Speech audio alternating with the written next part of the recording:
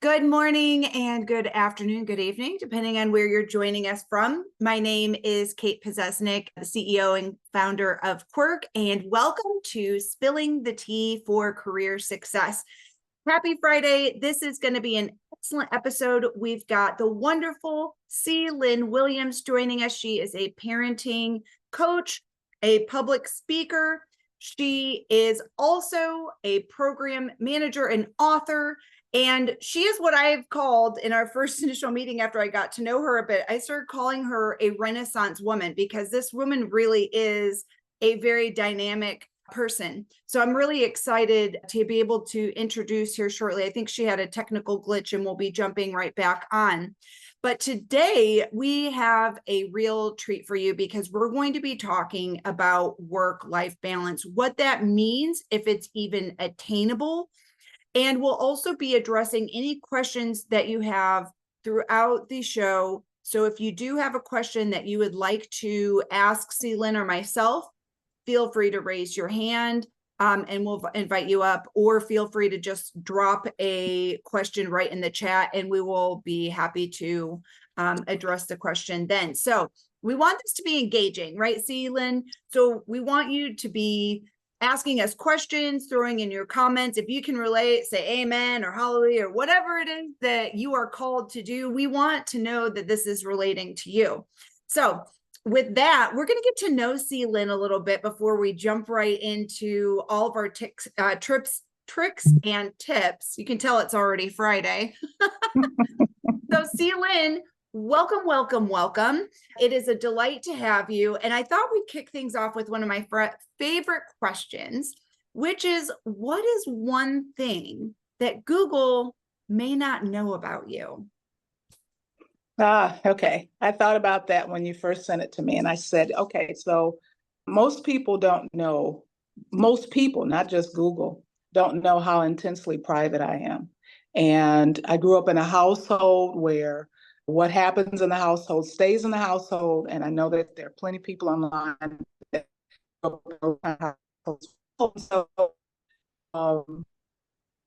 when it become more public by writing and speaking, some members of my family, what is she doing? Don't do this. So, but it was so necessary for some of the families that I was talking to. So I had to be less private and a little more personal and open so that they could see that it was okay to do that. You know, that's one thing that I've learned throughout my life too, is being vulnerable is very challenging, particularly if you do come from a family who did tend to keep things close to the chest, may not talk about things that could be conflicts within the family. So I think it's especially hard for those of us that don't come from that kind of nurturing, engaged, and communicative family life.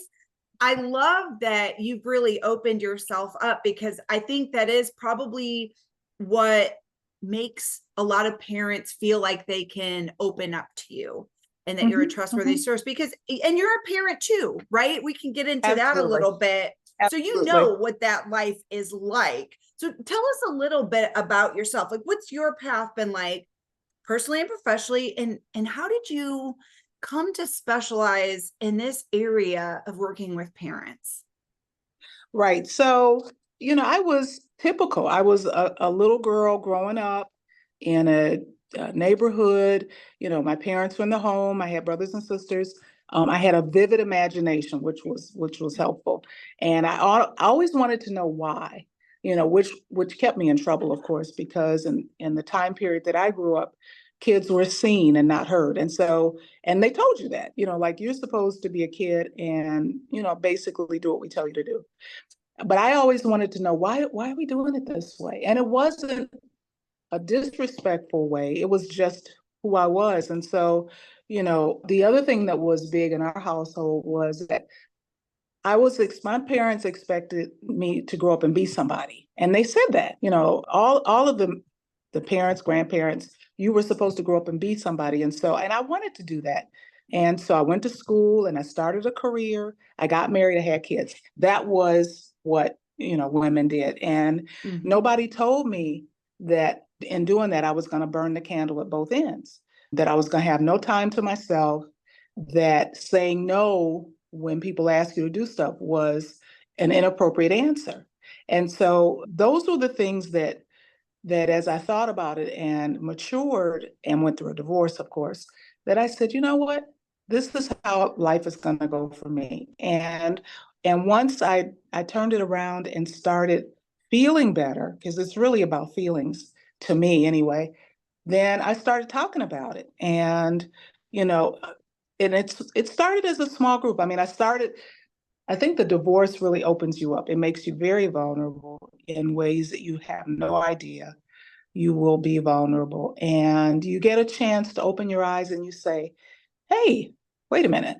You know, why am I doing it this way? And along with that was watching the environment around me. So not only did I go through divorce, but I moved out of the suburbs. I moved back to the city where I grew up with my children, and the world was very different. And I said, okay, so wow, like example, just one small example. I and my folks were the same way. People couldn't just come to our house and stay. I needed to know who they were, who their parents were, almost what they did. And so and my kids I had to meet people before my kids could go to their house. Well, that wasn't the environment as my daughter entered teenhood.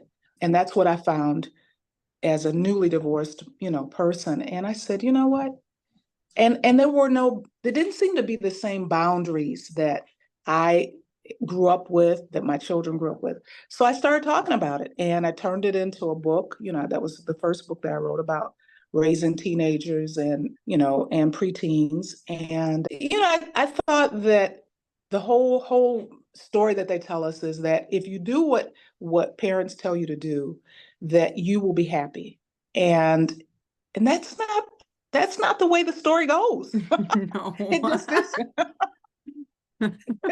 It doesn't go that way. And so I think that sometimes you have to hit rock bottom, whatever that looks like to you, in order to make the changes necessary to feel better, to communicate differently, to trust differently. You know what I mean? Like to set up what that village looks like for you, that group of women or men or people that will support you no matter what. And so all of that has to be established. And that's what I talk about when I coach.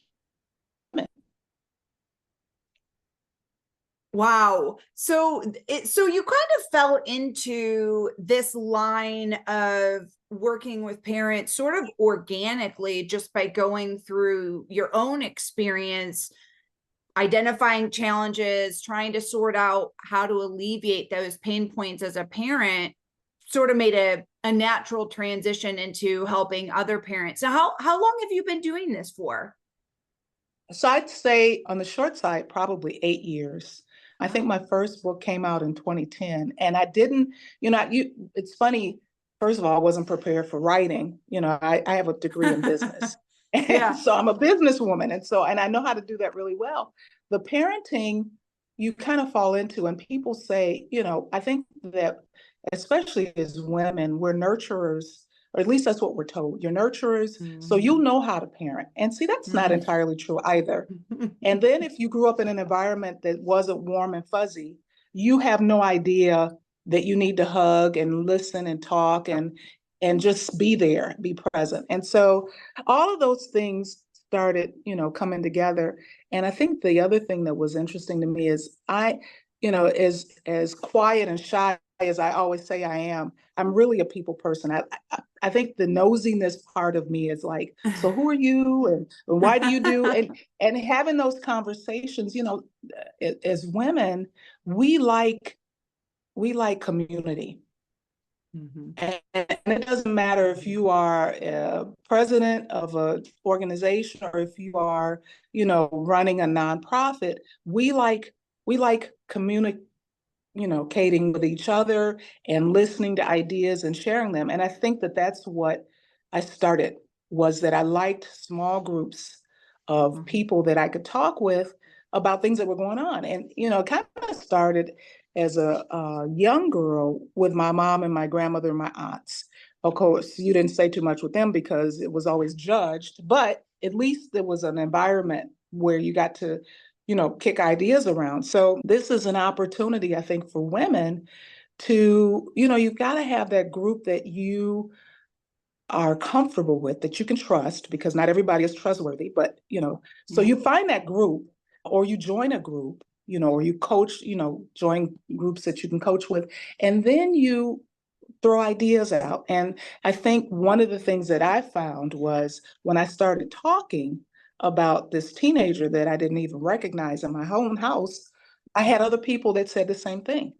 And they said, well, or maybe further down, they were further down in their, raising of their teenagers. And they'd say, oh, well, it's okay if they want to. Like my daughter, she'd kill me if she heard me say this, but one of the things as a preteen she wanted to do was to shave her legs. And I was like, what? And I had a friend, a close friend who I worked with would say, what do you care if she shaves her legs? I mean, like, what's that going to do Right. to you? And all I could think of was what would my mother think, but really the relationship was between my daughter and I. And so, those was kind of things that if you talk about them, then you get a whole entirely different perspective. You know what I mean? Yes. Yes, I do. And, not to get too down in the nitty gritty of girl stuff, but my sister and I were recently talking about how my mother, our mother addressed our menstrual cycles, getting our menstrual cycles for the first time, and how I addressed it with my own daughter was very different. And it's the way my mom handled it probably wasn't ideal. It left me and my sister in the dark about a lot of things, but it also helped me understand how I wanted to communicate differently to my daughter. So I do Mhm. think it's important for us to have communities and able to see, okay, what works for someone else may not work for me, and vice versa. But your comment about the shaving legs made me think about that, just in the ways that we compare how we parent to, to those before us. And times definitely have changed. We're not raising kids in the same environment that we were raised, that our Right. grandparents and parents were raised. So, one of the things I was thinking about with the parenting coaching that do you set up any type of like more formal types of programs that parents can join, or workshops or webinars or something that maybe focus on specific topics of parenting and work-life balance?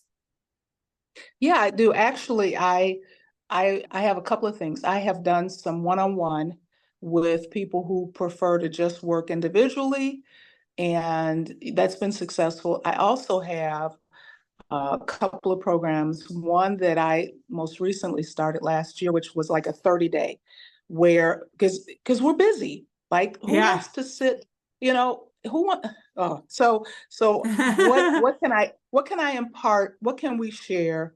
Short and sweet. And then of course, if it's not enough, then you can sign up for longer. But it's like a 30-day, how to simplify family life. And that sounds really weird, but one of the things that's most helpful is having routines and having routines in the family that everybody knows about. There's nobody gets to short circuit that. So, for example, in a traditional, mother, father, children household, then unless the children are toddlers, everybody's got a task. And they all know it. It's a conversation or what do they call it, voluntold, but everybody buys into it. And I think that makes especially women who are, in working. It doesn't matter if you're working like 7 days a week, like a president, or 5 days a week.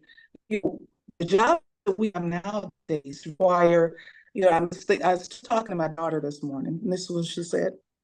She missed a 6 a.m. Now, this is 6 a.m. call because of something that was going on in her company, and they all wanted to talk to the executive level people. Well, Mhm. who's awake at 6 a.m.? I mean, not, phone, business phone may not be on, but the Right. expectation is that you are available to me, madam, whatever your job level is, almost 24/7. And that's a very Right. different environment than the 60s, 70s, and 80s. So you've got to have, some kind of a routine that continues whether you're in the household helping or doing it yourself or not. So that's one of the things, you know, that I include. The other thing that I think is just required is having help. So, well, I think back on the first time that I told my mom that I had somebody coming in to clean the house. Now, you know, of course, depending on your environment and all of those things, it's taboo. You clean your own house. But if you are busy, you know, career-oriented person, there are only so many things you can do. So when we start talking about balance, I say hire out what you can't do, what the family can't do, right? Hire that out. So if that means a cleaning person is coming in once a month, once, you know, every 2 weeks, once a week, so be it. If you need to order food, it comes right, at least, you know, everybody's going to eat dinner together. Excellent. And there's no shame in that. And I think that part of, you know, what I like to talk about is making it possible so that you can continue on in your career path and your family doesn't suffer. Does that make sense? 100%. And so I was thinking as you were talking, routines, I agree, are so crucial. And I think in my current situation where I share custody of my daughter with my ex-husband, routines become even more important when a child is going back and forth between households. And depending on how well you co-parent or able to co-parent with your child's mother or father, will also be, you know, how well you can keep everyone on routine. And then further, routine and schedules are extremely important. If you have anyone in your family who is neurodivergent and may struggle with performing tasks that others might not have trouble with without having a routine in place. As someone with ADHD, routine is critical. And as a mother, I don't know what I would do without having a shared calendar that of course I manage, but it's there and it's something that we use to communicate. And then I want to go back to getting help, because you and I talked about this for a minute yesterday, and I think it goes hand in hand with our conversation about saying no. I was hoping you could like expand on the no concept versus saying yes all the time. One of the things that, as we say sometimes in private circles, no is a complete sentence. So the thing that makes no difficult for us as women, I don't care where we are in our life, age, or path, work-wise, education-wise, is that we have not been, no was not part of our orientation as girls, right? So, and I'm not saying that boys were taught no, but there seems to be a natural path, you know, like diverge. I'm going in this direction. So, you know, my husband has no, he might not even say no, but if he has no intention of doing something, he just doesn't. And he doesn't apologize for it. And I think when we decide not to do something, we apologize first. We feel guilty about it. And I say, to heck with all of that. So here's how this goes. When you set guidelines and boundaries and routines, then what you say is you have conversations. So you may have to prepare, especially if this is new to you and your family, you may have to prepare them. You say, okay, so mommy is not going to, depending on the age, mom's not going to be able to, this is what I can do. That's what you start with, the positive. This is what I can do this week or this month or whatever. And okay, mom, I need you, whatever, or I need this. Okay, so you can't read them today. Typically, they will come, if you're in the room, they come to you, right? They come to you first. So what you see is, but so then you give them flexibility and say, this is what I know you can do. You know, if they, especially if they're leaning on you for a number of things. So you show them how they can do it. Yeah. Without doing it for them. That's first. But the other thing is you've got to work on yourself where there's no guilt associated with it. And I used to have a session for mom guilt because, you would feel guilty if you went back to work after pregnancy and babies. Mhm. You felt guilty if you didn't go to work. Like there was no way you could survive the mom guilt. And yet I say, yes, you can. You definitely can. It's practice. And it's setting the boundaries. So, for example, once a day should be some time for you. So Mhm. what does that look like? Well, if you're a morning person, then get up an hour else where you will not hear the word mom. And you do whatever you need to do, whether it is exercise, meditation, prayer, any of that. Eat breakfast by yourself, whatever you need to do, write in the journal. But that time is sit on the back porch and drink coffee. I mean, whatever makes Whatever you it feel is. stronger, whatever that is, do that so that you don't resent and the time that you give to your family or the time that you give to your work, because as things are pulling on you, there's several different emotional things that go on. Am I good enough? Am I fake? Am I feeling guilty? All of those things happen at different times, especially if you're climbing that corporate ladder, because you're going to get less and less time with your family. Exactly. Yeah, I think that's really important. But I love that what you first said is before necessarily saying no, it's saying what you can do to help out. And I think Mhm. that's a really great way to curb some of that guilt because you are offering help, but you're offering what you know you are capable of instead of accommodating what someone is asking of you. I mean, I equate it to like applying for a job. It's a wish list, right? It's what they're asking for, but it's not necessarily what you can provide. So you say, well, this is what I am able to do for you. So I think I like that approach.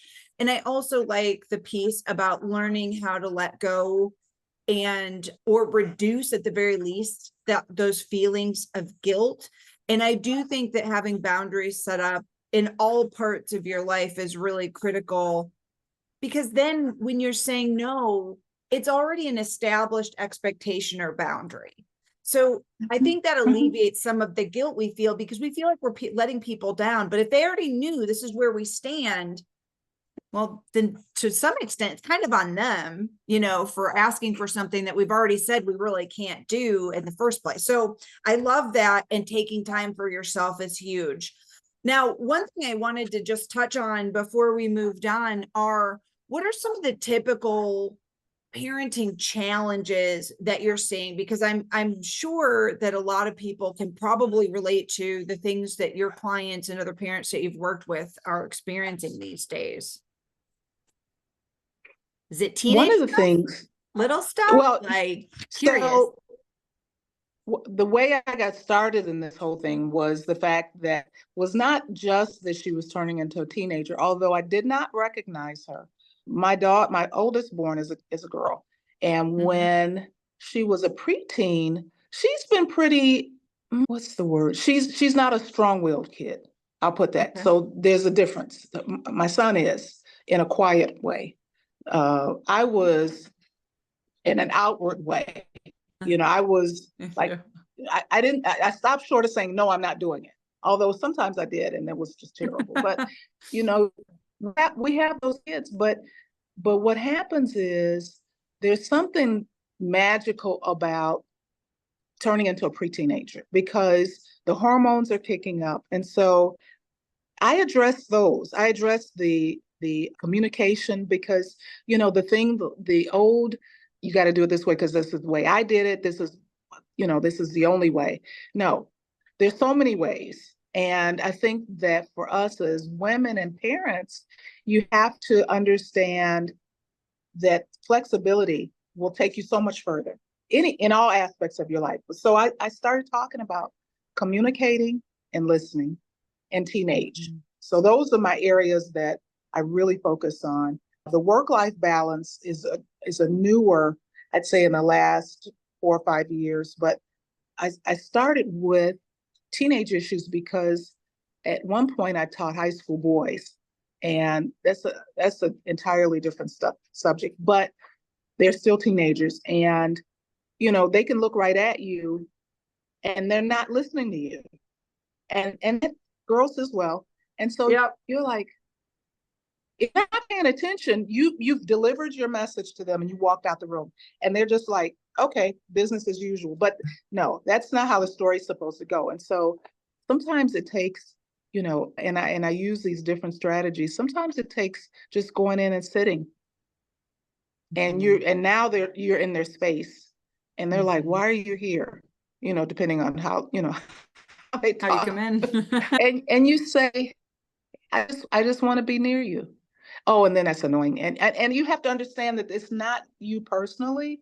It's it's who I am as a teenager. And so you're in my space. What do you want? And then, but if you're regular about it, if you're consistent, if they know you care and you have conversation and you make space for them, then they make space for you. And I still believe that. I mean, my son texting me, and he lives in another city. He's in his mid-30s, but we have a relationship that I try not to let a whole week go by where we don't communicate. Even if it's just a simple text, a silly text. Same with my daughter, and I talk every day, so I don't get that. But I think you have to figure out what you motivates your child and give it to them, and then be open enough that they can share with you things that are a problem for them. That starts the relationship. And so I didn't feel that I had that growing up, and I was determined, just like you said, to have a different relationship. And yet I was still very, very autocratic at times with my own kids growing up, but I also had dinner time, and you could talk about anything as long as you're respectful. There was no topic that we couldn't talk about. So that lent itself to some other things that opened up. So those are the areas that I like to focus on. The routines. I actually will spend, like out of the 30 days, a week on setting routines and boundaries, because those are important.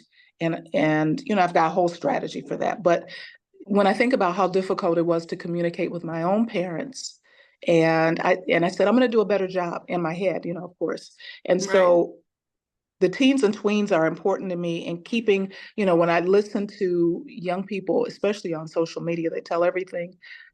And I'd love to talk to their parents.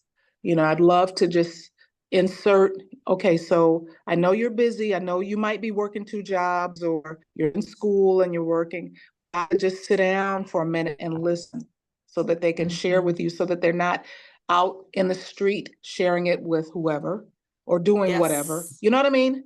Yeah. Yes, I do. And I was just thinking, with my daughter, who's almost 12, and I would say she's certainly on the mature side for her age, for a number of reasons, but the places that I can get the most out of her is if I come to her room, just periodically see what she's doing, or ask her, come out in the living room and let's chat, or let's have a snack together. She'll open up, but I have to be consistent about it, so she knows I'm being genuine, that I'm, curious. I'm not just,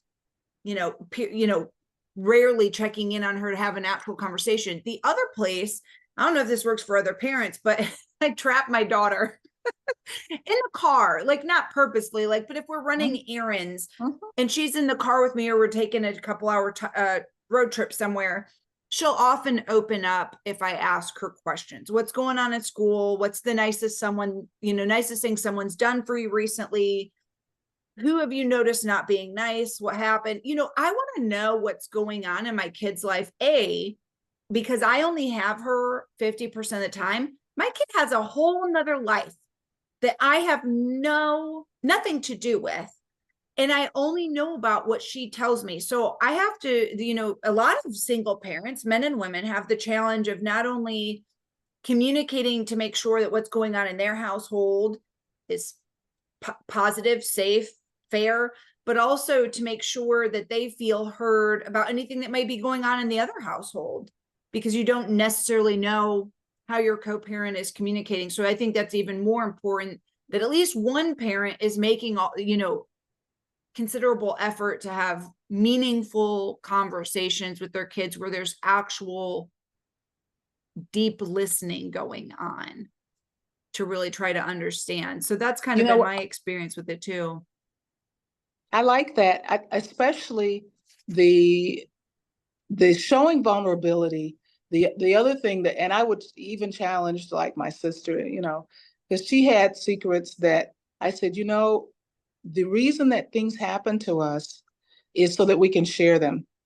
Now, I know we've got to pick the appropriate time, but Sure. you shouldn't die with secrets in you that would help with the development of your kids. And so, the opening up. So, for example, climbing into bed, at night and with them. And they're like, "What are you doing?" "Oh, Mom, you're so weird." That's okay. I am. My kids know I was weird. Yeah. But but I did that, and I'd listen, and I'd ask questions. And then I also, when their friends were around, I would just come and sit, and they'd be like, they got used to it. At first they'd be like, "Oh, stop talking." But, I listened to everybody. I listened to all the friends. I had advice. I said, "Hey, have you talked to your mom or your dad? I can't talk to them," blah, blah, blah, whatever. Right. But, you know, be that one that they can come to. Yes. And it's okay to say, "You know what? This is what happened to me when I was growing up," or, if especially if it's traumatic. And I know, Yes. that's crossing boundaries, but if you don't do it and they're living that same life behind your back and you don't know, Yep. you're gonna kick yourself, Yes. talk about it. I can relate to this so much, whether they intended to or not. I don't think this is out of malice in any way. My parents were so private about their experiences when they were young, about the not so positive things, the things that maybe they weren't so proud of, but the things that I was starting to experiment or behave like. And if I had known, not necessarily known, because teenagers are going to do what they want to do, but even planting the seed of, here's why you might not want to do that or act this way or say that because of something I did when I was at your age. That I think does make a lasting impact, even if it's not instantaneously internalized and practiced by your kid or whoever, whatever kid you're talking to.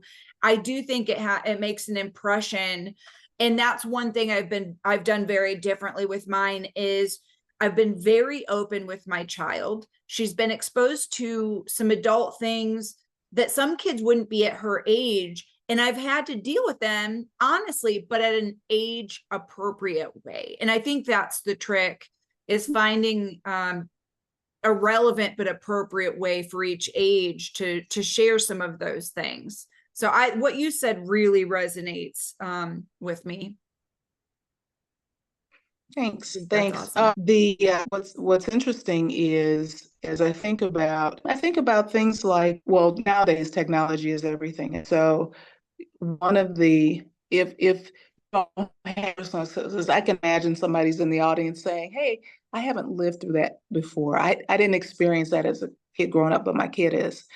So, part of the conversation is, "Hey, what kind of things are your friends dealing with?" If you talk about Yeah. friends, then it's not as in your face as if you're saying, "What are you dealing with?" So you say, "Hey, what are some of the stuff that your friends, how would you advise them?" Or, because the problem solving, I feel like some of the things that our children experience are like on steroids compared to what we dealt with. And we dealt with stuff that Right. our parents never really experienced. And so, the thing with the social media and meeting people out, there's no fear with that. And yet it's horrifying to me that, you could meet somebody online and they look this way, and in person there's somebody else, and now you're trafficked. I know I just went off the whole grid, but you know, I I really believe that a conversation allows you to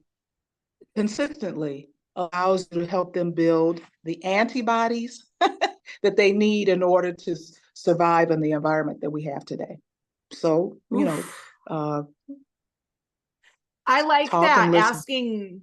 Asking what your friends are going through. What are some of the things that, are bothering them or are hard for them right now? I think that's a really good way to deal with that. I do find that some of the topics that even my young daughter brings to me are like, they make my jaw drop. Things that I hadn't experienced as a kid. The subject of, at her age, kids are starting to explore their sexuality. So topics about LGBTQIA identity comes out at that age, which becomes difficult. And I live in a fairly conservative area. So my daughter's heard a mix of different things about groups of people. I live in a very conservative area that is not necessarily the most socially accepting. So I feel like I'm doing a lot of repair work constantly. But so the things that she comes home to me with are big things. They're not little discussions. They're things that require ongoing conversations. And it's not just my kid, and it's not just kids in South Florida. It's kids everywhere. So I think asking that question and diverting it to their friends is a great way. My daughter loves to chat about her friends, so that can be a good way. Now, I really want to dig into the real topic at hand is work-life balance or harmony even attainable? Is it possible today? Yeah, it definitely is. Now, what in all transparency, I will say there's things you'll give up. What are you giving up in order to have this balance? Well, so you got to figure out what's important to you. We did just recently, my daughter gave me something that I had to decide what my non-negotiables were, like my top 10 things that, they're part of who I am, integrity, for example, or trust, or loyalty and that kind of stuff. So I say to women today, what's important to you? So if you say family, then is family and job the same? Like how, okay, so if family is important, that means that you will leave work and go to an event where your daughter is, or your son. Or if you say getting to the top, I only need 2 more years, and so then that's a family conversation, or at least a spouse if you have a spouse. If you're a single parent, then you've got to build in some support so that you can do that. But the routines are even more important with that. The building that wraparound help, so in other words, your children, let's say that that 3 nights a week you're going to be at work until 8 or 9 o'clock. So, but your kids are going to be at home. So, does somebody come in? Yes. Do you stay with grandparents? Yes. I mean, like whatever that has to look like, you have to build that into the structure in a way that you're not panicking at 6 o'clock or something like when you can't reach your kids, because they're out in the street because you're not home or whatever. Does that make sense? Yeah. So, the work life it's definitely possible. If you're married, then it's a conversation that you have, hopefully before the kids are really older, and you test it out. You can't have that person that you're involved with who's going through jealousy.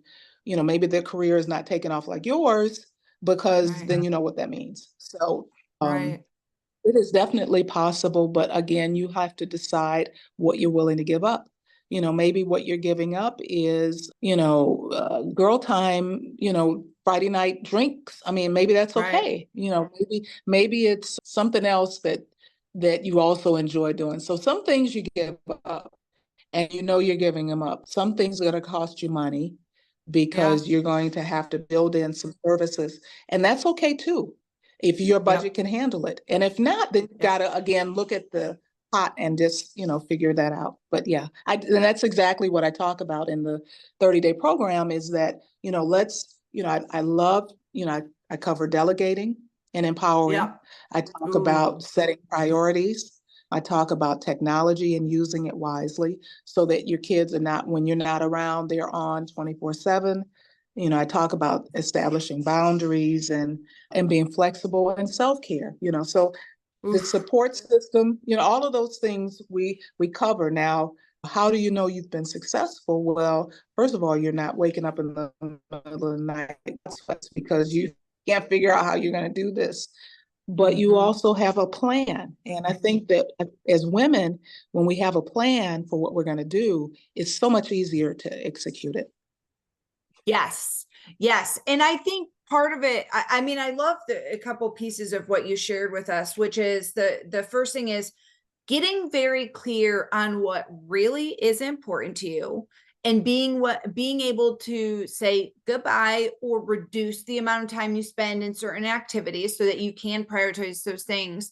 And then losing the guilt about sourcing things out, tasks, or getting creative about way to deal with things. So as a single mom and a business owner, let me tell you, if you ever need ways to get creative about pulling things off at work, balancing kids with dogs and travel, like I am your woman, because I've had to learn how to outsource, ask people for help, get very creative and resourceful, but it can be done is my point. And I'm not saying I've struck the perfect harmony, but between what I've chosen to do professionally, how I've chosen to parent, and how I've chosen to structure my schedule and routine has allowed me to get closer to what I feel is authentic and doable.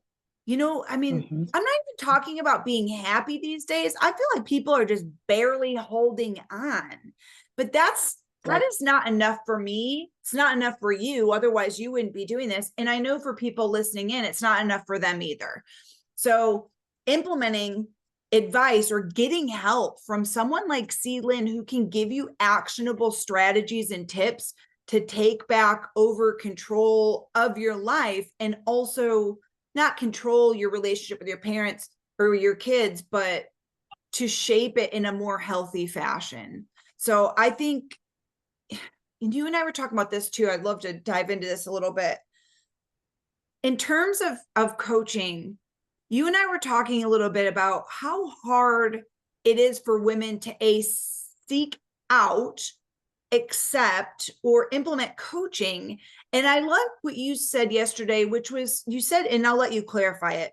You said something about historically women haven't really been given coaches, right? In formal situations, men have had sports coaches, business coaches, public speaking coaches. It's really more of a modern turn for women to have access for those types of resources. Can you speak to that a little bit more and maybe encourage some women to reach out for help if they need it? Well, first of all, I love what you said, because the reaching out for help, we were never, it's almost like you're born a woman and you have everything you need to be successful for the rest of your life. And that's ideal, but it's not true.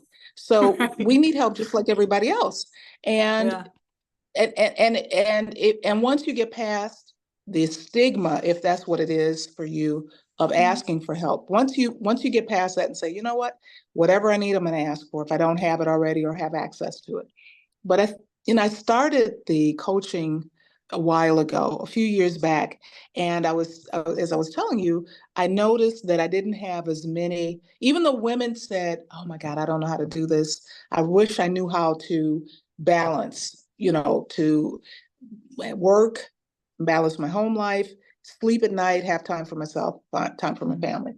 And so I offered programs early on, and I wasn't getting these takers for it. And I said, what is going on? And then I had to think back. You will do anything you can. You'll look online, you'll Google it, you'll Wikipedia it, you'll do whatever, you'll YouTube it to see if somebody tells you very quickly how to do something, so that that persona that you have, that shield, is not broken. But in actuality, there's nothing wrong with asking for help or paying for help or getting a coach, because men have been doing it for decades and nobody does anything to them negatively. Don't let your mother-in-law make you feel bad, your sister, your mom, nobody. Take a program, don't tell anybody about it, just feel better. Because I think that the mental health issues that we experience when we're trying to do everything with very little help, with very little coaching, sucks. It just sucks. Yeah. We don't have to do it that way. Yeah. There's so many ways around it. So like I say, I offer it, and you know, I have these intense sessions periodically spiritually where I'm talking out loud. I know God is listening, and I say, okay, they're Yeah. not listening, God. And he says, okay, well, that's okay. What you're offering is groundbreaking, and offer it again. Just like our parents do to us. Okay, I'm going to tell you again, but reach out and get help. If it's not coaching with Lynn, me, then find somebody that you can talk to that is not one of your closest friends, because of course you need to let go of all the baggage when you're Yep. doing this so that you can survive and thrive and fly and be awesome. And best friends are good for being best friends, but those are not the people that you want to share your dark and dirty secrets with. Yeah. And or your sisters, or I mean, like, you can tell some things, but half of the things that I've talked to, I've hired coaches. I've done it, and I believe in it. Same. And so, yeah. You've got to have someone who can look at your situation objectively, and those who are close to us, it's not conducive to being, for them to be able to really be objective and honest, because there's emotion involved, right? I think having someone who's outside your intimate circle look at things from the 50,000-foot view, and they're not so close to you that you've, like you said, you're revealing things that are personal, that make you feel bad, or that you're trying to work through. You don't want to tell that to your closest friends. There's less pressure. I think it's less intimidating to tell someone, that doesn't necessarily know you well. One of the things I wanted to ask you about is just in terms of like time management. Do you have any tips around time management? Maybe it's calendarizing. Do you have any other little nuggets that maybe people can grasp onto? Maybe it's asking again for help, carpooling or something like that with kids. Well, definitely asking for help. But I do like, from a time management standpoint, that's where you have things that everybody has access to. So when you said you have the calendar, most of the time our young people understand the technology better than we do. I do have a calendar that I share, like if I'm doing an event, I'm pulling my sister or my daughter in, I share it electronically where they can comment. In a household, maybe on Sunday, if Sunday's a day that working, then you look at the schedule for the week, you put it on the refrigerator or on the bathroom doors or whatever you need in order for everybody to see it. And then you hold people accountable. And I think the time management. So for example, in a family where maybe they are 8 and above age-wise, the kids. So when you get up in the morning, maybe start with, I have an evening routine and a morning routine, but in the morning routine, so you've gotten up an hour earlier, so that's already giving you like a heads up and a, high five. That's great for you, mom. But those kids, get them, and whoever got in the shower, if that's what they're doing, get up, go make the sandwiches, or go make, put the toast in the toaster, so there's a responsibility that they all have, that everybody has. They know it. And then time management, you'd be surprised, and then put a little uh, competition in it. Your brother was really, he got this week, he just was amazing. And then of course they want to be better than the brother. And I mean, so then you add a little healthy competition along the way, but, and rewards. People Yeah. think, the only place for rewards is in the work environment. No way. I There's agree. rewards.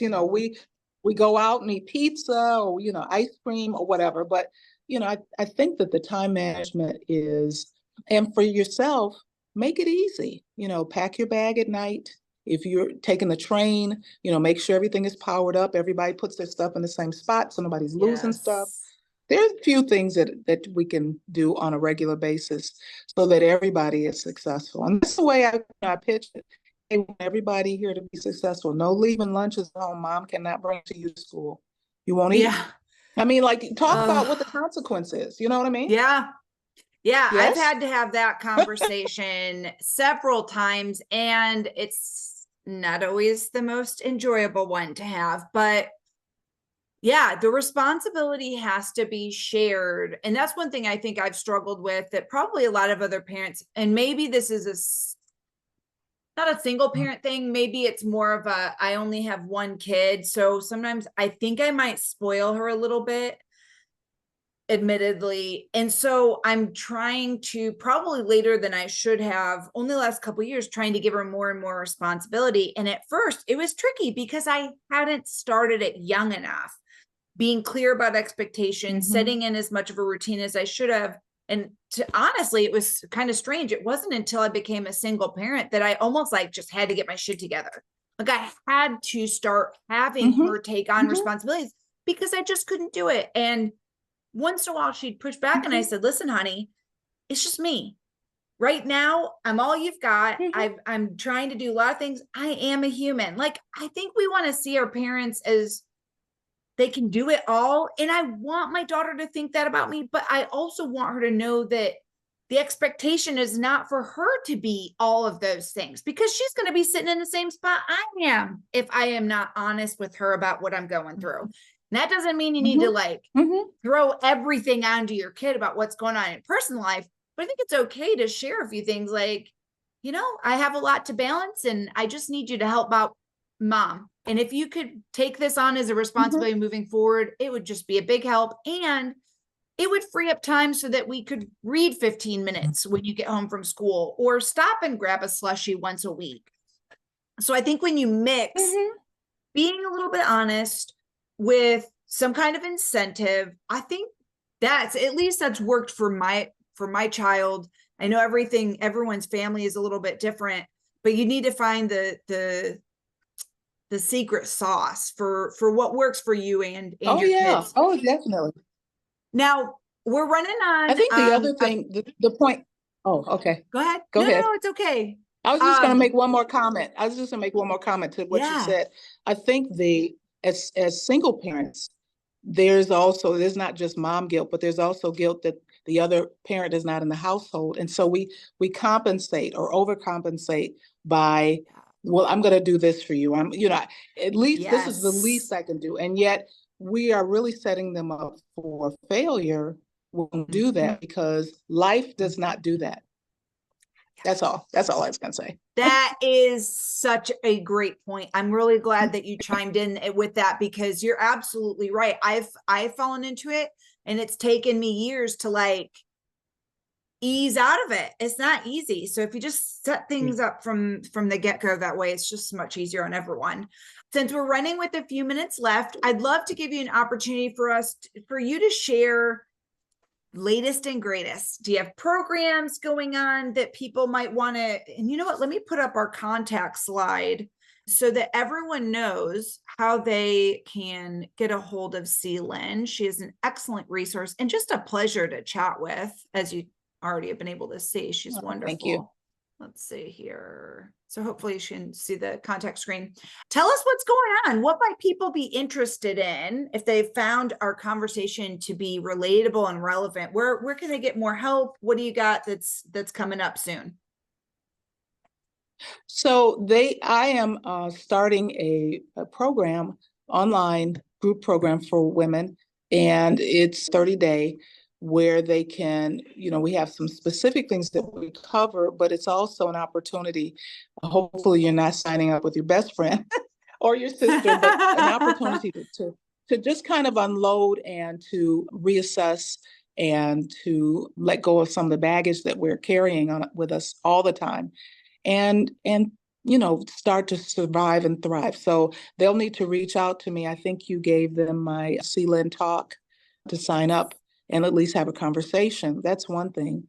The other thing is that one of the books, I've written 5 books for parents. And so one of those links is to my website. But the second book, which is the book for mothers and sons and the relationships, it's award-winning. It's called The Pampered Prince: Moms Create a Great Relationship with Your Son. And I've written a script that I'll be talking next week with a producer that is interested in helping me develop it and sell it to to some streaming service or whoever will buy it and put it out. Wow. I think that the relationships are so important. So mother and son, we will do everything for our sons. And so the first movie will be for mothers and sons. The second one will be for mothers and daughters. But those are the things I'm Ooh-wee. working on right now. Yeah. I'm looking forward to that. And I would suggest for those of you who do have best friends and sisters who might also benefit, you take the first cohort and then tell them about how awesome it was so they can sign up for the next month. And then everybody wins. Absolutely. Any parting words that you'd like to share? Anything that we didn't cover that you feel would be beneficial, or just any last words you'd like to leave with everyone before we embark on our weekend here shortly? The one thing that to say that you are always enough, no matter what you're doing. Can you better, of course, but don't start with the deficit, start with the positive. You are amazing. You're that many times in the day, and then work on the areas that you want to do things differently.